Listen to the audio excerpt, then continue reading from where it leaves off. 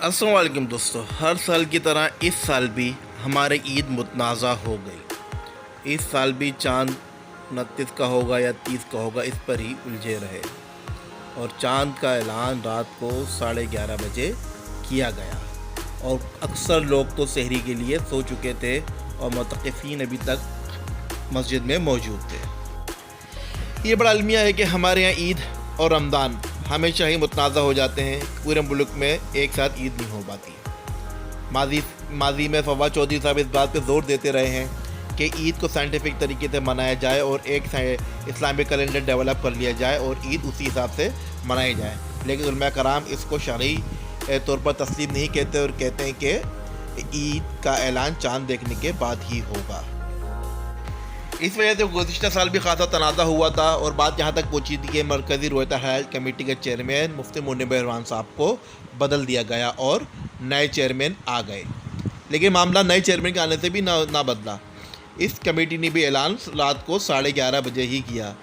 بھائی اگر رات کو اعلان اتنی ہی لیٹ کرنا تھا اور اتنا ہی غلط اعلان کرنا تھا تو مفتی منیر بہروان صاحب کو ہی رہنے دیتے، کیا فرق پڑتا تھا اس سے؟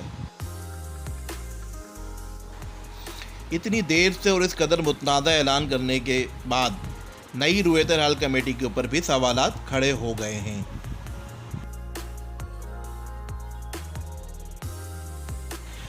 دوسری طرف یہ بھی کہا جا رہا ہے کہ یہ اعلان جو ہے حکومتی دباؤ کی وجہ سے ہوا ہے، کیونکہ اگر عید جمعے کی ہو جاتی تو 2 خطبے ہو جاتے،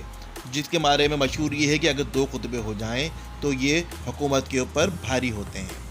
تو ہمارے وزیر اعظم صاحب جو کہ اپنی زوجہ کی وجہ سے ان چیزوں کے اوپر بہت زیادہ اعتقاد رکھتے ہیں اور خاص طور ہم پر تصور کیے جاتے ہیں، کہا یہ جا رہا ہے کہ ان کی طرف سے پریشر تھا کہ عید کے 2 خطبے نہیں ہونے چاہیے، کیونکہ بشریٰ بی بی نے کہا تھا کہ اگر 2 خطبے ہوئے تو یہ آپ کی حکومت کے لیے خطرناک ہو سکتے ہیں۔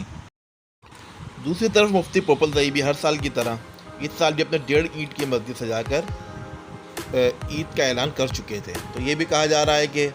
اپنا ایک ریکارڈ قائم کرنے کے لیے کہ ہم نے بھائی پورے ملک میں ایک ساتھ عید کروائی،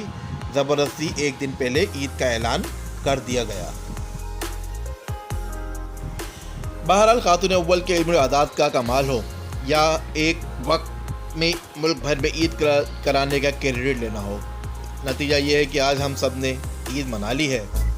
اور گھر پہ موجود ہیں، تو آپ سب کو بھی میری طرف سے زبردستی